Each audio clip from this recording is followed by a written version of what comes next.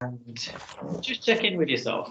Really notice what are the thoughts and what are the feelings that are showing up about COVID, about the current situation we find ourselves in. And, maybe just reflect a little bit on, have those feelings changed over time? Are things feeling different now to how they were back in April, perhaps? Um, and then also just take a moment to think about what are your hopes for today's session. There's quite a few of us in the virtual room, as it were. So I can't promise to meet everyone's hopes and expectations, but certainly it will help to give me a little bit of a steer. So I wonder, rather than people popping up and speaking, if you were feeling able to share anything, if you could just pop something in the chat, just around how things are feeling right now and what you would like to get out of today's session, that'd be really, really helpful for me. If anyone feels brave and willing to share, just give everyone a minute or two for that.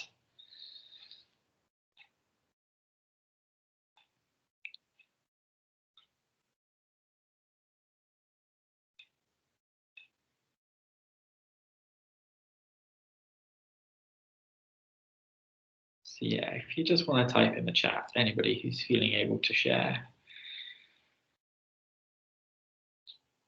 I guess. I'm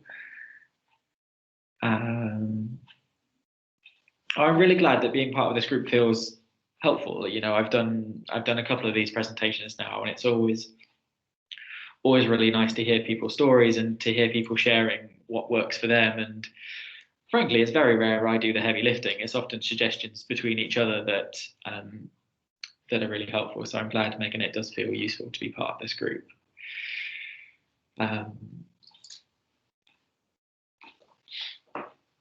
I certainly know, sharing my own feelings at the minute, it feels like this second, third, whatever wave we're on now, really kind of snuck up on me a bit. Everyone was sort of focused on Christmas, thinking about Christmas, and then suddenly things were really, really, really, difficult, and we were having to make those decisions again. And it feels like it's kind of caught me off guard. I'm not sure if that's a feeling other people shared or.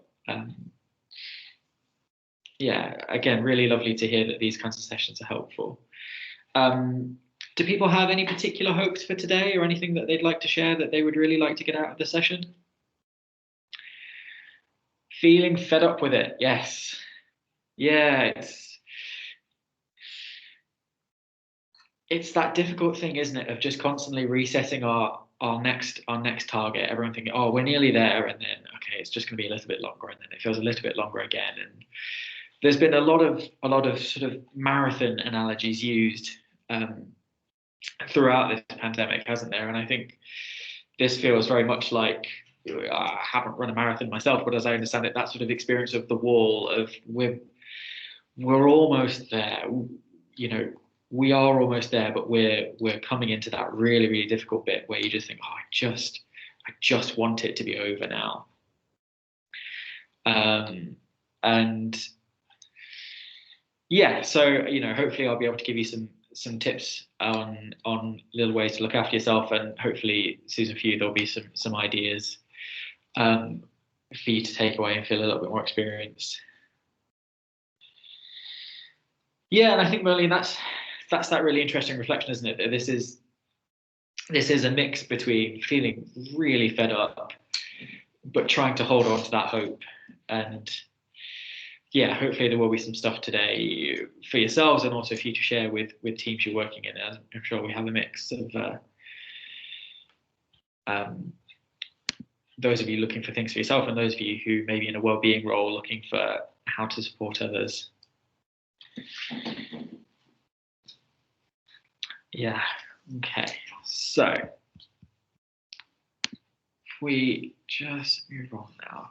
So one thing I thought we'd revisit is this idea of being NHS heroes. I think it gathered a lot of steam early on, didn't it? There was clap for carers, there was rainbows and love hearts everywhere you looked, and there was a real recognition of the incredible work that people in the NHS did. And I thought just to start today's session, I might recap on what being a hero meant. So, credit goes to my colleagues who identified these quotes for me. But thinking about acts of heroism arising from people placed in the right circumstances, given the necessary tools to transform compassion into heroic action. And I think compassion runs throughout the NHS. It's often one of the most important values for all of us who work in the NHS. It really underpins why we do what we do. And, we have all found ourselves in pretty exceptional circumstances just recently, haven't we? And there have maybe been times where it hasn't felt like we've had the necessary tools to do what we need to do. But, let's not lose sight of the incredible work that we've all been doing. And there's this lovely quote from Marjorie. I meant to get a picture of Marjorie and I forgot to put it on.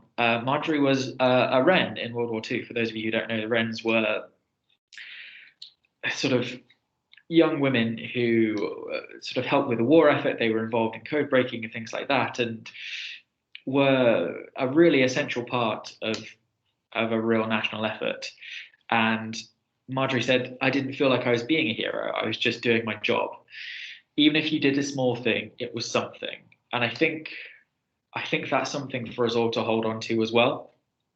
There may well be some of us in the talk today who are working in ITU, who are nurses, who feel very much, again, it's a slightly militaristic analogy, but sort of at the front line. And there might be some of us who are not in those frontline roles, not,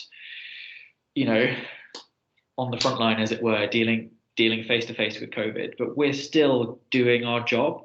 We're still doing something.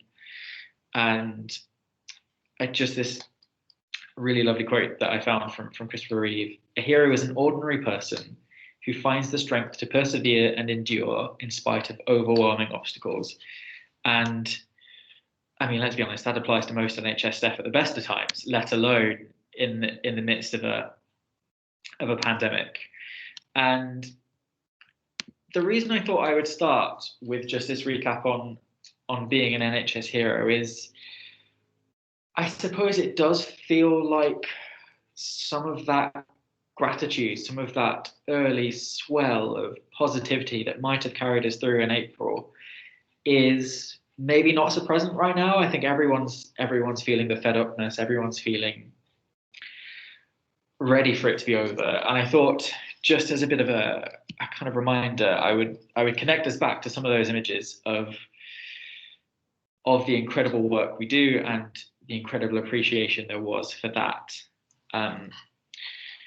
which leads us nicely into an exercise I would like us to do. So, thinking about self-care,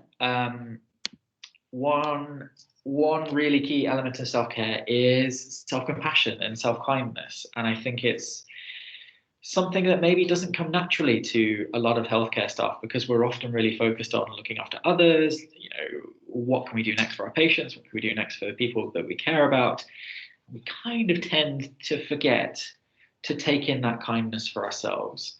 So what I'd like us to do now is to go through just a loving kindness exercise. And what I'll do is I'll read a script to guide you through it. So what I'd like you to do is to sit yourself comfortably with your feet flat on the floor, your spine straight, find a comfortable position in the chair that you're sat on. And if you feel able and comfortable, close your eyes. If that's not something you're feeling up for, please do just lower your gaze and find a fixed spot to focus on. Take a deep breath in and a slow breath out, and try to relax your whole body as much as possible.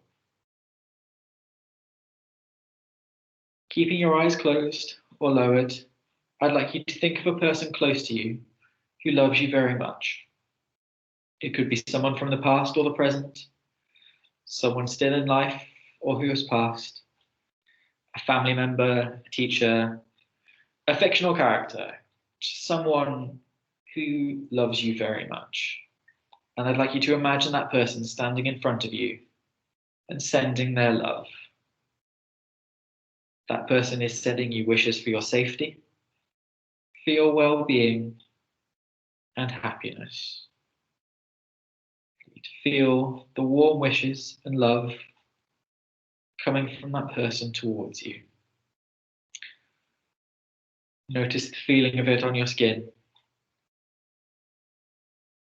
as you sit and accept the kindness and well wishes from this person.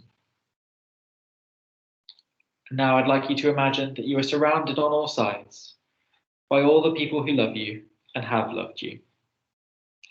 Picture all of your friends and loved ones surrounding you. They are standing, sending you warm wishes, wishes for your happiness, for your well-being, and for your health. Bask in the warm wishes and love coming from all sides. You are filled and overflowing with warmth and love. Just take a moment now, a few more deep breaths, just to enjoy that sensation. Notice where you feel it in your body. Well, can I not give you the email on this? And when you're feeling ready, I'd like you to open your eyes and slowly return your attention back to the world around you. Okay. So, it's just a little short arrival exercise, but I think it can be a really powerful one in times where we feel fed up and times where we feel disconnected and like we're missing that loving kindness. There are loads and loads of YouTube clips, loads and loads of example scripts of similar exercises, and I think it's always a really valuable exercise to kind of get back in touch with feeling and accepting that loving kindness. Okay. So what I thought I would do now is, as I said, to go through a bit of a greatest hits of some of the self-care strategies that we've talked about in the past that might be useful for the coming weeks. To borrow a phrase from dear Boris, I have to level with you. I have not timed this presentation, so we might run a little bit over time because we started a little bit late. If you do need to go at 5 on the dot, please, in the interest of self-care, if that feels like the better thing to do, please do. Don't hang around just to keep listening to me. What we'll do is we'll run through these and hopefully there'll be a little bit of time for questions at the end. So, thinking about noticing our minds. So humans are thinking, feeling creatures. It's what we do every minute of every day. There's always a thought going on. There's always a feeling happening somewhere. And noticing the impact of those thoughts on our emotions and choosing how we respond to them is a really key self-care strategy. So the really important thing to think about, especially right now, is focusing on what's within our control. Our current situation will be impacting us in lots of ways. That will be, socially, not being able to see our friends, physically, perhaps not being able to go swimming or go to the gym, or feeling really exhausted because you've been in PPE all day. We might not be able to go on the courses we were hoping to go on. And when we're faced with these changes, we can quickly feel like we're out of control. And a really, really common strategy to try and get some control back is to get drawn into worrying about the future or dwelling on the past. And, that's really natural, isn't it? To think about, all right, well, what if this happens? What if this happens? And, well, if that hadn't happened, and if that hadn't happened. What we know is that ultimately that's not helpful. Often, more than not, that just leaves us feeling more frustrated, more out of control, and more hopeless. And so the biggest thing we can do the biggest thing that we can control is what we do. In amongst all of the uncertainty, we can always think about how to take control of our behavior. So, thinking about focusing on the things that you have control over, what you choose to do, your own social distancing, your own consumption of news, keeping in touch with friends and family, and trying to let go of the things you can't control, other people's behavior. We've all had that moment of seeing someone wandering around with a little chin warmer on rather than a face mask and feeling really frustrated about it. And I just really encourage people to think about, actually, what does that do for me? Does that help me feel better, or do I just leave it feeling angry and worked up? And actually, if the answer is angry and worked up, that's probably not the best place to be allocating our resources. And just a few little images here. Our brains, we're sort of naturally geared up to have a bit of a negative bias. It kind of makes sense. It's designed to keep us safe, to look out for the dangerous stuff and the bad stuff. And, if you are about to touch something hot, or there's a bus coming and you're walking through the street, that makes sense, doesn't it? That's helpful. But when those bad things are uncomfortable thoughts, uncomfortable feelings, negative emotions, it's less helpful. And it sometimes means that we can miss out on the good. And I think the more stressed we are, the more there is going on for us, the more we're at risk of that bias, of really getting drawn into focusing on the bad. And I'm sure lots of us have had that lovely experience of having just got to bed after a really, really long day, really looking forward to a sleep, and our really helpful brain pops up with something to stress us out. And these kinds of things happen all of the time, and we can't stop them. Our brains are going to do what they're going to do, but ultimately we will always have a choice of how we respond to them. And one of our really important strategies for that is bringing our awareness to the present moment. So no matter how hard we try, one thing we can't control is our emotions. And similarly, we can't really control our thoughts. I'm sure lots of us are familiar with the pink elephant exercise. If you're not, what I'd like you to do is, whatever you do for the next 10 seconds, don't think about a pink elephant. And I imagine that the first thing that comes to everyone's mind is a pink elephant. And just trying to get caught up with controlling our thoughts sort of doesn't work. It just gets us more stuck. So what we can do is take a moment to drop anchor and just observe what's going on. Be curious about the thoughts and feelings that are showing up, and trying to approach whatever shows up with kindness. Try not to push them away. Try not to wish they weren't there or fight against them. Just try and allow them space and choose how we want to respond. And so we're going to go now, hopefully, to our second exercise. So this is just a little guided audio for a couple of minutes of an example of how to call yourself to the present moment and notice what's going on. Or not, as the case may be, because the audio is not working. I'm having a wonderful day technologically so far, noticing lots of my own thoughts. Can you help? I think it's just a bit knackered, to be honest. Oh, cool. Yeah, it just says that. Sorry, a colleague was very kindly offering tech support. Okay. Oh. All right, so we're going to have to not do that.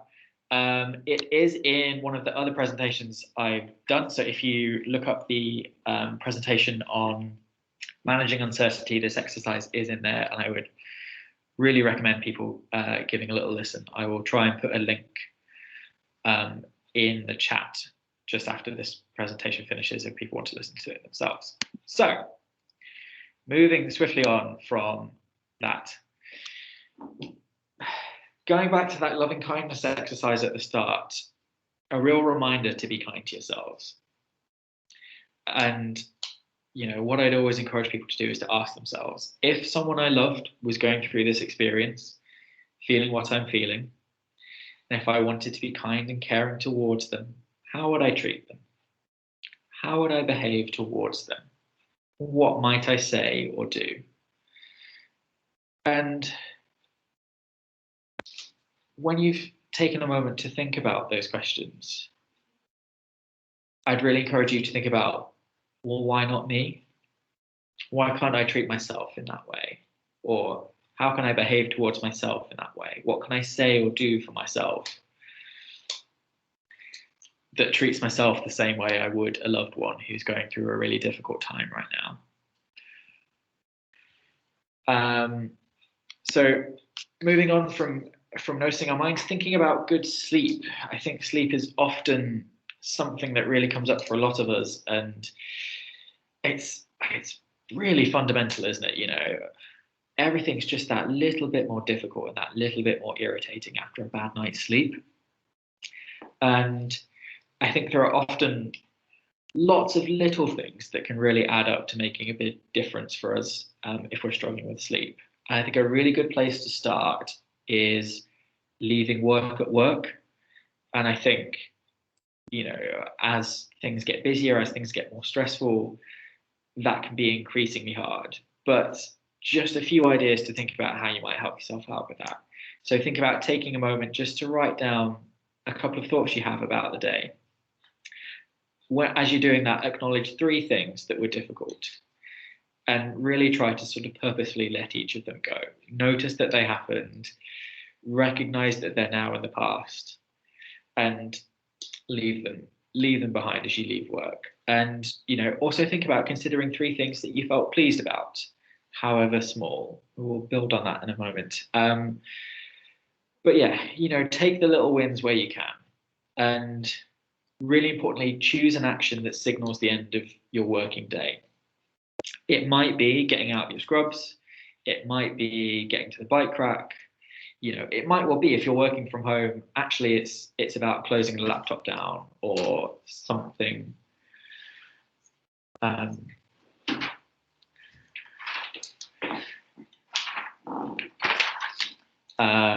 Something like that.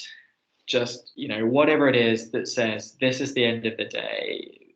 Everything that's come before, I'm going to leave it here.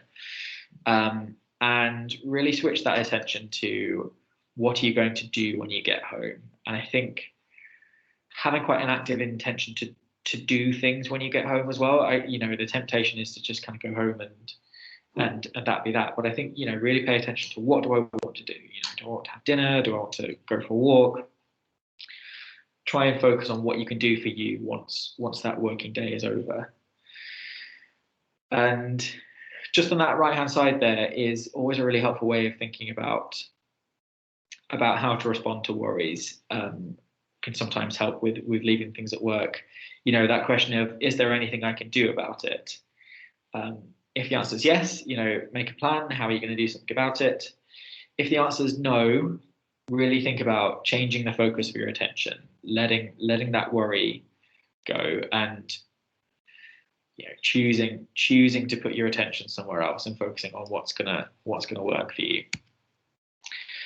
Thinking about some other brief sleep tips, having a good wind down routine, trying to keep a regular bedtime. And I know for shift work that can be really difficult, but, you know, have that regular routine. If you're an evening shower person, thinking about your evening shower. If you, I don't know, love to watch your favorite series on Netflix just before bedtime, that's part of the wind down routine. If it's, you know, reading a book or doing a word search, whatever it is that signals to you, right, I'm in my pajamas, I'm heading towards bedtime now, just to help cue your brain in that it's time to sleep. Things to beware of caffeine. Obviously, caffeine is a stimulant and it will keep you awake. Although I'm always reminded of someone I worked with way back who actually said, oh, it's not the caffeine that keeps me awake. I fall asleep fine, and then I wake up in the middle of the night for a wee. Caffeine is also a diuretic. It will make you need a wee.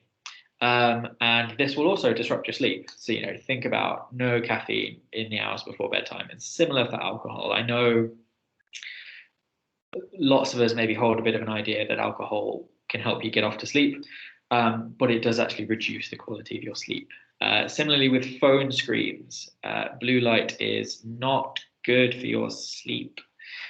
It will probably make you feel a little bit more awake because your brain will think it's daytime. So as much as I'm sure lots of us are tempted to have a little late night scroll of whatever social media you choose to use, giving yourself a bit of no screen time before bed can really help as well.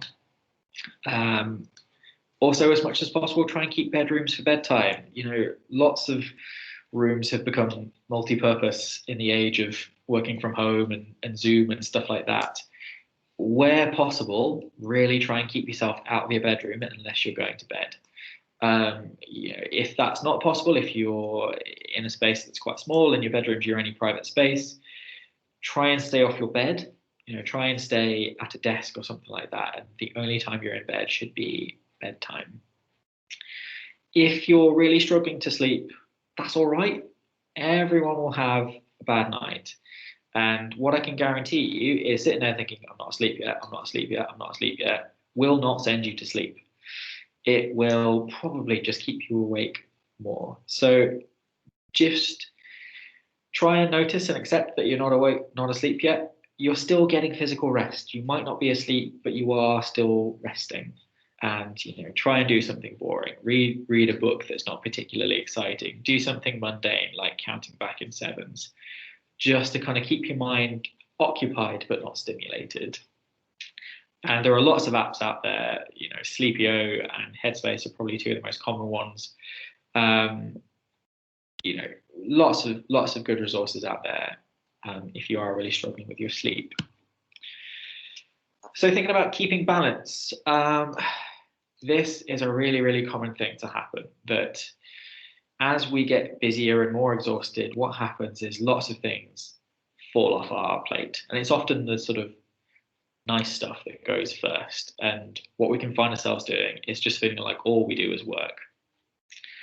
And it's really important where you can to try and keep in touch with all of those parts of you that aren't at work. Try and keep in touch with your role as a brother or a sister, a mum, a dad, an aunt, a fiance, whatever it might be. Trying to keep in touch with those things that make you you outside of work, and trying to make time for them, even if you feel tired. Trying to keep all of those things going.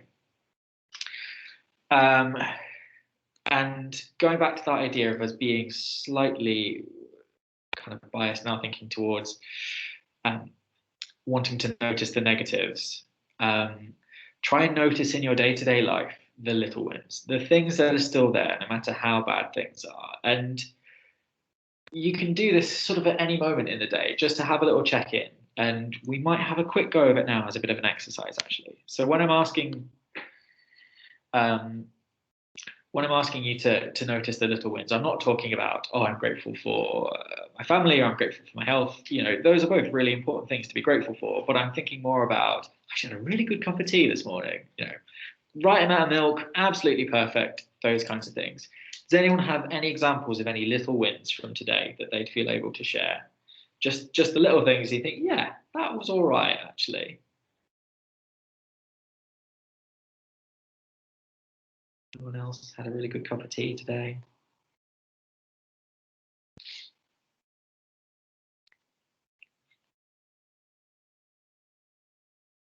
Nice cycle ride in. Yeah. I mean, bit chilly, but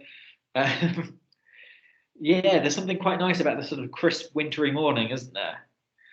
Having lunch with your daughter, oh, lovely. Yeah, working from home brings up all sorts of mixed feelings. But yeah, it is nice to be able to have lunch with people, isn't it? Oh, lots of chocolates coming in.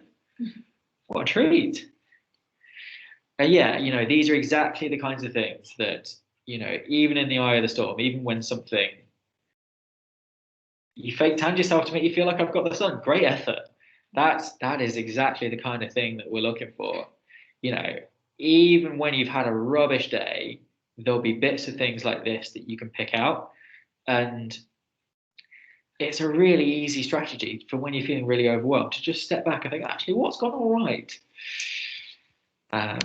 Lovely. I'm going to look forward to seeing which other ones come through when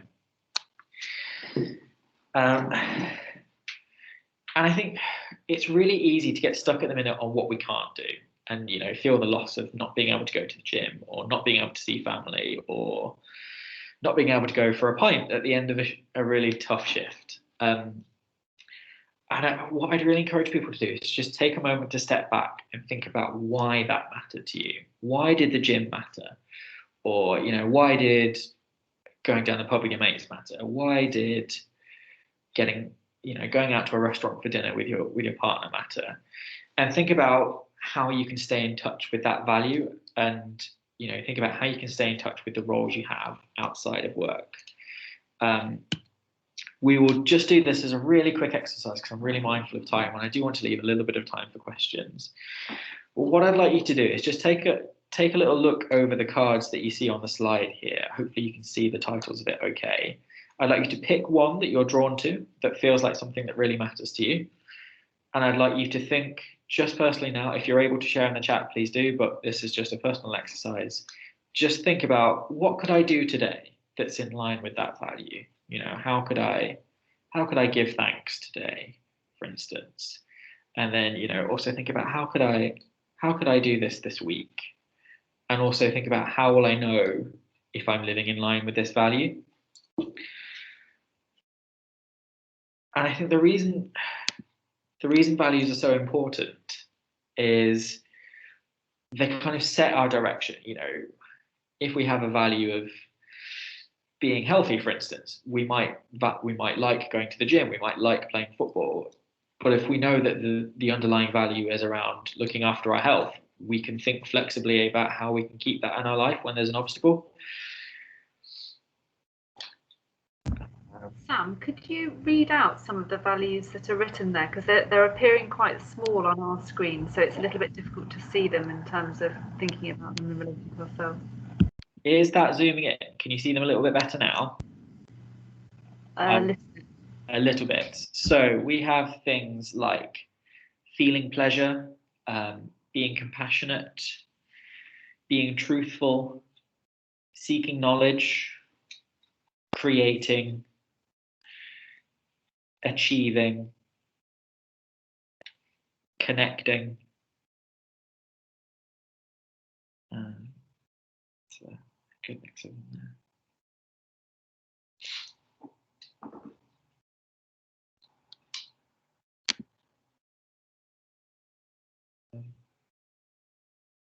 Well done, Susan's husband, who de-iced her car earlier this morning.